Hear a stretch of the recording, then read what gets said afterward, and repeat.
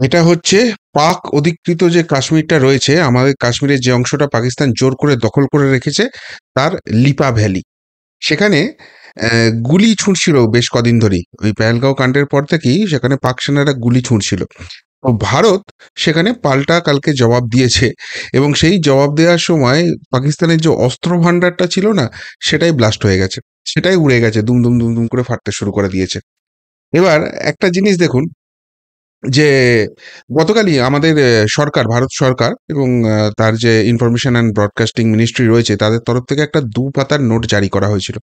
সেখানে স্পষ্টভাবে জানিয়ে দেওয়া হয়েছিল সমস্ত মিডিয়াকে, সমস্ত সাংবাদিককে এবং যারা সোশ্যাল মিডিয়ায় পোস্ট করেন সকলকেই, যে একটা খুব ক্রুশিয়াল টাইম আসতে চলেছে। সুতরাং সেনাদের কোনো লাইভ মুভমেন্ট বা কোনো সেনসিটিভ ইনফরমেশন কিছুতেই যেন সামনে নিয়ে আসা না হয়। তার কারণ হচ্ছে যে অবভিয়াসলি এটা একটা ক্রিটিক্যাল জায়গা হবে। আমরা কি করছি না করছি সেই সমস্ত কিছু যদি আমাদের শত্রুদের কাছে ফাঁস হয়ে যায়, আমাদের সেনাদের বড় ক্ষতি হয়ে যাবে, আমাদের দেশের বড় ক্ষতি হয়ে যাবে। এবং তারপর থেকেই যেটা হয়েছে যে বহু মিডিয়া তারা কিন্তু একদম গ্রাউন্ডে গিয়ে, গ্রাউন্ড জিরোতে গিয়ে কাজ করছেন। তাদের হাতে প্রচুর ফুটেজ আসছে, প্রচুর ইনফরমেশন আসছেন, কিন্তু তারা সেটা কেউ সামনে নিয়ে আসছেন না। এবং আমরাও যারা সোশ্যাল মিডিয়াতে কাজ করি, আমরা চেষ্টা করছি যতখানি সম্ভব কভার করে, যতখানি সম্ভব সেন্সিটিভ ইনফরমেশনকে ছাঁকনি করে সেটাকে সামনে নিয়ে আসা, যাতে আমাদের সেনাদের ক্ষতি না হয়। কিন্তু কিন্তু পাকিস্তানে আছে সব বীরপুঙ্গবরা। এই যে ভিডিওটা, এটা নাকি পাকিস্তানি সোশ্যাল মিডিয়াতেই লিক হয়ে গেছে, যে দেখো আমাদের গুলিগোলা চালাচ্ছে এবং সেই জায়গা থেকে আমাদের অস্ত্রভান্ডার এরকম উড়ে গেছে। মানে কিরকম বুদ্ধি ধরে এরা। এবং যখনই সেই খবরটা সামনে এসছে, তো তখন ভারতীয় যে সেনাবাহিনী রয়েছে, ইন্ডিয়ান আর্মি, তাদেরকে প্রশ্ন করা হয়েছিল এটা নিয়ে। তো পরিষ্কারভাবেই সেখানে জানিয়ে দেওয়া হয়েছে যে হ্যাঁ, এই লিপা ভ্যালি বলে যে এলাকাটা রয়েছে, সেখানে ওরা ৩ বার ভায়োলেশন করেছে সিজ ফায়ার। এই যে আমরা গুলি চালাবো না একে অপরের পক্ষে, এটা তো একটা যারা বর্ডার সিকিউরিটি ফোর্স বা আর্মি, তাদের মধ্যে একটা চুক্তি থাকে। তো সেই চুক্তিটা এরা ৩ বার লঙ্ঘন করেছে। তো এদেরকে বারবারই বারণ করা হয়েছে বা ইনফরমেশন দেওয়া হয়েছে যে তোমরা কোনো কিছু প্রভোকেটিং করো না, কিন্তু কে শোনে কার কথা। সুতরাং সেই জায়গা থেকে ভারত তার জবাব দিয়েছে, এবং কোনো তরফেই কোনো মানে প্রাণহানি হয়নি, এইটুকুনি জানানো হয়েছে। কিন্তু এই যে ঘটনাটা ঘটেছে, এটা হচ্ছে গত ৪ বছরে সবথেকে বেশি, সবথেকে ইনটেনসিভ গুলি চালনা, একে অপরকে গুলি চালনার ঘটনা এই এলাকায় হয়েছে। এই খবরটা কিন্তু ইন্ডিয়ান আর্মি তখন স্বীকার করে নিয়েছে। ফলে তারপরে এটা ইন্ডিয়ান মিডিয়া তারা কিন্তু সামনে নিয়ে এসছে। এবং পাকিস্তানের যে কতখানি বুদ্ধি সেটা আমি আরেকটা ভিডিও আপনাদের দেখাই। একদম ওখানে যে ওই লিপা ভ্যালিতে যে গুলি চলছে, লোকজন গুলির আওয়াজটা শুনতে পাচ্ছে এবং সেটাকে করছে, সেটা নিজেরাই করছে, করে নিজেরাই সোশ্যাল মিডিয়ায় ছেড়ে দিচ্ছে। মানে সেই ভিডিওটা আপনাদের দেখাই, সেটাও কিন্তু বেশ মজা লাগবে। यहाँ पे 8 मुकाम में शदीद फायरिंग स्टार्ट है। सामने आप देख सकते हैं सेवल आबादी पे लाला गांव में फायरिंग की गई है, और जबकि बुगना में भी सामने नजर आ रहा है। इस टाइम शदीद फायर स्टार्ट है।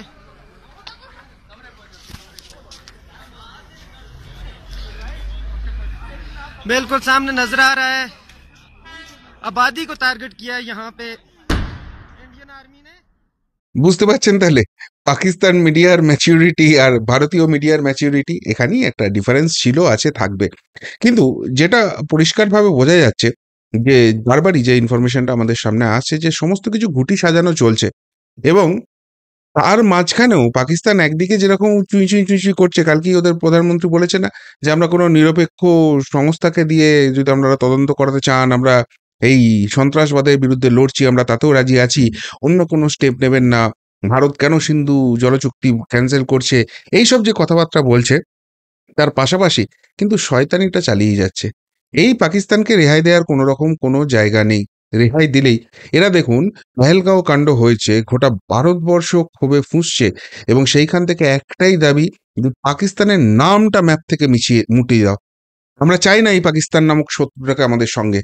এই ১৯৪৭ সালের ১৪ই আগস্ট যে স্বাধীনতা পেয়েছিল, সেই দিন থেকে আজ অব্দি এদের একটাই কাজ, কি করে ভারতকে ডিস্টার্ব করা যায়। তো এই যেখানে ভারতবর্ষের অবস্থা, এবং ভারতবর্ষের সরকারে যারা বসে রয়েছেন, তারা ওই কেউ লালুভুলু নন। এর যে কড়া জবাব হবে সেটা সকলেই বুঝতে পারছে। তো সেই জায়গা থেকে সকলেই কি করে একটু সমঝে চলে। কিন্তু এদের দেখুন, এরা প্রভোগ করে যাচ্ছে। ভারত কিন্তু এখনো নিজে থেকে গুলি চালায়নি, এরা এখনো চালিয়ে যাচ্ছে। আর এইগুলো যত করছে, সেইগুলো কিন্তু নিজেদের জন্যই তত বিপদ আসছে। কেননা এগুলো তো সব রিপোর্ট হবে। জাতিসংঘ বলুন, রাষ্ট্রসংঘ যেখানে যা আছে বা অন্যান্য যারা আমাদের বন্ধু শক্তিধর রাষ্ট্র রয়েছে, যে দেখো ভাই আমরা কিন্তু এখনো কোনো কিচ্ছু প্রভোগ করিনি, আমরা নিজে থেকে করিনি, এরা আমাদের উস্কাচ্ছে। সুতরাং আমাদের আর স্টেপ নেওয়া ছাড়া উপায় নেই। এই যে ফাইনাল জায়গাটা হবে, যেখানে একটা দেশ একটা দেশের বিরুদ্ধে যুদ্ধ করছে, তো সেখানে অনেক কিছু বাণিজ্যিক প্রতিবন্ধকতা, অনেক কিছু জিনিস চলে আসে। তো সেই জায়গাটা ভারতের হাতে ডিফেন্ড করার জন্য অস্ত্র পাকিস্তানই তুলে দিচ্ছে। অ্যান্ড মোস্ট ইম্পর্টেন্টলি সেই যে ঘটনাগুলো ঘটছে, ভারতীয় মিডিয়া কিন্তু আমাদের সেনাদেরকে ফুল সাপোর্ট দিচ্ছে যে না আমরা কোনো সেন্সিটিভ ইনফরমেশন নিয়ে আসবো না, তারাই কিন্তু এটা বার করে দিচ্ছে। আর এইসব যখন হচ্ছে তখন আরেকটা খুব মজার ভিডিও সামনে এসছে, সেই ভিডিওটা আপনারা একবার দেখুন।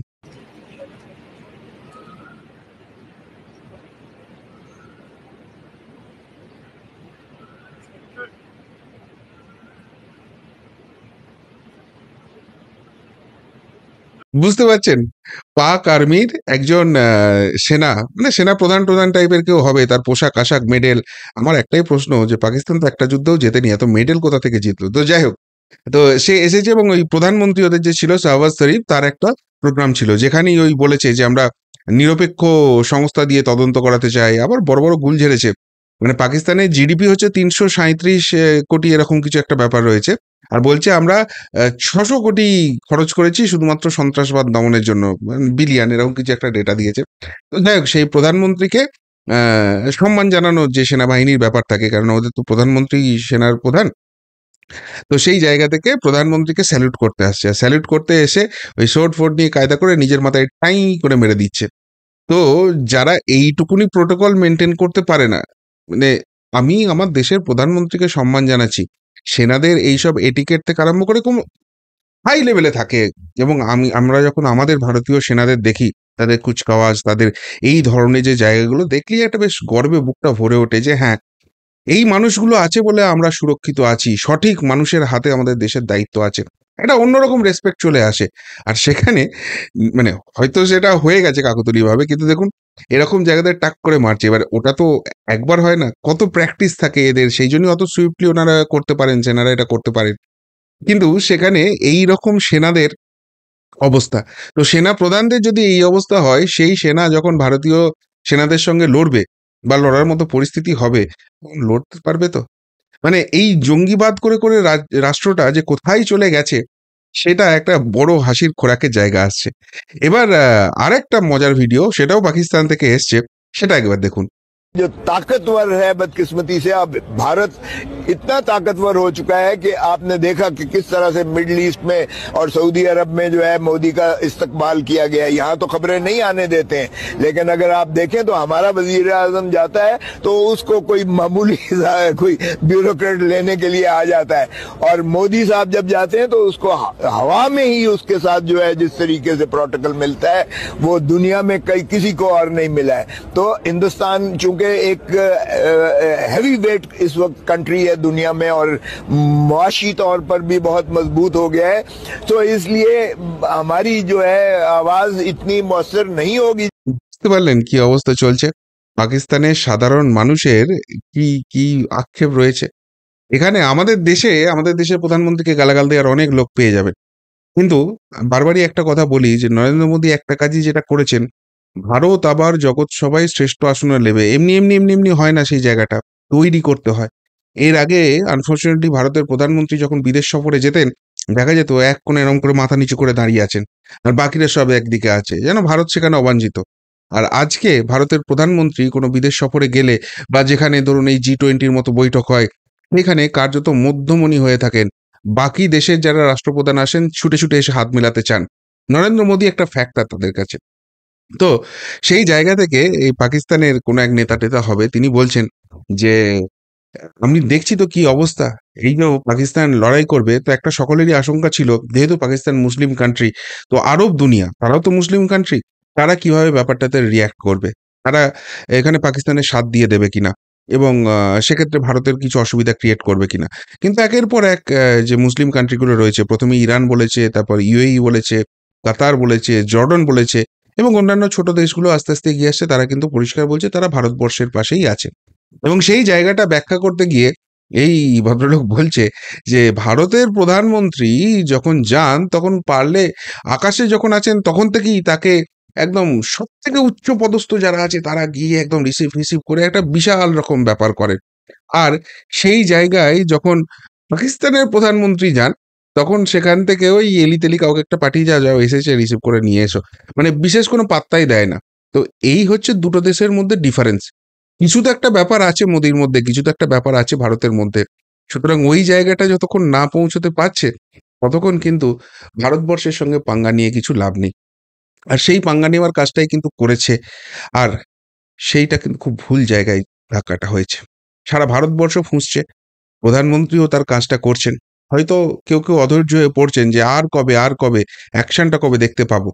কিন্তু আবারও বলছি, এইটুকুনি জেনে রাখুন যারা দেশটা চালাচ্ছেন, যারা দেশের দায়িত্বটা নিয়ে রেখেছেন, আমার আপনার থেকে ক্রোধ ওই ২৬ জনের জন্য তাদের একটা মাত্রাও কম নয়, বরং একটু হলেও বেশি।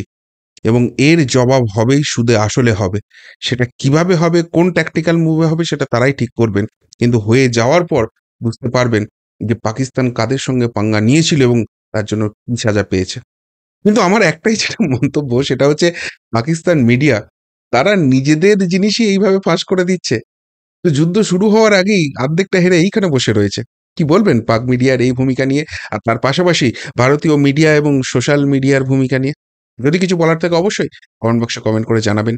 এখনকার মতো এখানেই শেষ করলাম। ফেরত আসছি নতুন প্রতিবেদন নিয়ে খুব তাড়াতাড়ি। ভালো থাকবেন, সাথে থাকবেন, পাশে থাকবেন। নমস্কার।